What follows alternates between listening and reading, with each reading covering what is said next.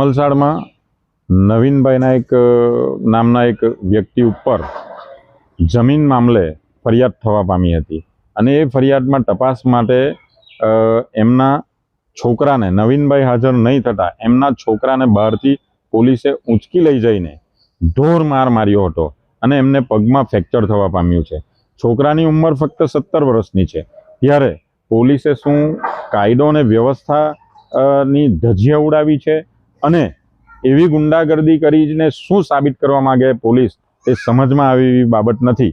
આ એસટી સમાજ માટે એક મોટો પ્રશ્ન છે અને પોલીસ દમનનું આ એક મોટો દાખલો છે.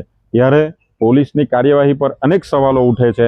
આવનારા સમયમાં આ જે તે પોલીસ હોય, પીઆઈ હોય કે પીએસઆઈ હોય, એમણે જે આ દમન ગુજાર્યું છે આ છોકરા ઉપર, એમનો જવાબ માંગવામાં આવશે અને તાત્કાલિક ધોરણે આ પીઆઈને સસ્પેન્ડ નહીં કરવામાં આવે તો અમે આવનારા સમયમાં જલદ આંદોલન કરીશું અને પોલીસ પ્રશાસન પાસે આનો જવાબ માંગીશું.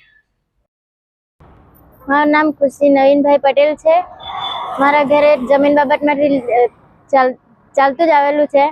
તેના લીધે મારા પપ્પા જ હાજર નહીં થયેલા હતા. તેના બદલે મારા ભાઈને મામાના ઘરે અમે રહેવા ગયેલા હતા ને, ત્યાંથી એને આવીને લઈ ગયા. ત્યાં આવીને પહેલાં એને પકડીને પછી બેઠા પર મૂકી ને અગાડી જતા એને વધારે માર્યો. તે પછી એણે કીધું કે હવન ના આવજો. અમે હવન ના આવ્યા ત્યારે એને વધારે મારલો. એનાથી ચલાવી બી નહીં, બોલાવી બી નહીં, એવો એને કરી નાખેલો છે. તે સિવાય તેના સારું અમે નવસારી ગયેલા. નવસારીના સારું અમે કીધું છે ડીએસપી સાહેબ ત્યાં અરજી કરીને ત્યાંથી પછી આવડે કાર્યવાહી કરવામાં આવશે.